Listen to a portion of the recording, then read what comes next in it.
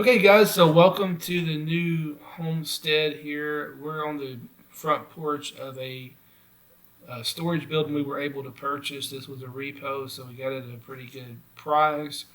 Had it moved onto the property here. As you can see, the situation it's kind of set in. We and there's obviously some chairs set up. The kids have been playing in here, but we're going to take the inside of this, transform this into a tiny home scenario for us to get started. Eventually, we do want to build a full size home, a bit bigger. We have several children, so we need a little bit more space eventually. But it should be kind of a cool adventure to start with. We are some of the exciting things we're going to do is we're going to try to keep this place totally off grid, solar power, and water, gravity fed water system.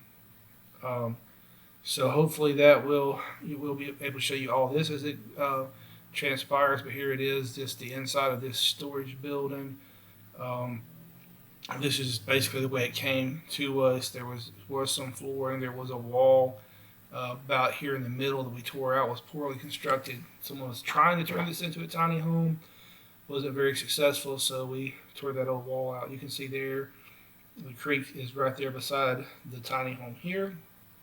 And so yeah, as a matter of fact, let's just take you out here and show you the creek. There's some construction material there, things we ripped out of the house when we tore the walls out. So let's just walk here. We added the steps.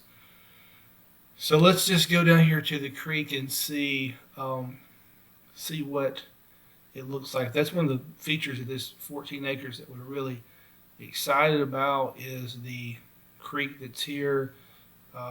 This creek actually drains about 1,000 acres of property, and so in the spring we do get really heavy rain, but we're hoping we can take advantage of some of that to use solar power pumps to pump some of that up, and to use for water supply, gravity fed water supply. So we'll show you some of that, like we said, as we get along. Isn't this creek beautiful? I mean, this is wonderful. The vegetation we have discovered as we have explored this property is amazing. Things we found is pretty cool. But yeah, you can see there's some debris right there to the side, but this is beautiful. We actually plan to develop some sitting areas. There's a little place right here, if you can see. You kind of see how the bed of the creek is very gravelly, sandy. That's kind of typical of the land by the creek. And so it's kind of sandy, gravelly. The water is fairly clear. It looks like a little brown from the video, but it's actually fairly clear. And we're going to develop some areas for us to sit and enjoy the creek, where the kids can kind of walk down through this little path here. We'll probably make some steps, let them get into the creek here. And you can kind of see from here, they can play in that. It's pretty shallow, but it's nice and clean and clear, stays flowing pretty well. Pretty cool feature, I think. And like I said, it provides water. It provides enjoyment. You can see the little tiny home behind it there. Look at the bank, how green that is. It's beautiful. And then you can see how clear the water is. This gives you a bit more example of how the water stays pretty nice and clear. And just a beautiful creek. One of the things we love about this place the most was the creek. It's such a surprise. It kind of pulls up in places, as you can see here, kind of deeper places. So there's some places we want to kind of leave more natural. And so we're going to probably put some benches up across the creek as it cuts across the property, just so we have places to sit and enjoy the property. You can see there along the bank, there was some barbed wire from where they had horses here at one point in the past. We'll get some of that cleaned out. I really have not found a use for barbed wire on our homestead so far, and it's kind of dangerous, particularly if you're using four-wheelers, tractors, other things can get caught in that barbed wire. Kids can get caught in it, animals. It feels kind of dangerous to me, but this is absolutely beautiful. And this is just one portion. This creek basically cuts the 14 acres kind of in half, so it runs from one end of it to the other. We got a good good bit of frontage on the creek, and uh, you can see the land around. It's just kind of standing raw. By the size of some of these trees, it hasn't been really cut or bush off in probably 2 or 3 years. So a lot of work to do, but we're very excited about this. It's going to be a wonderful thing for our family being able to move onto this and developing that. So look forward to sharing this with you as time goes on. So there you go.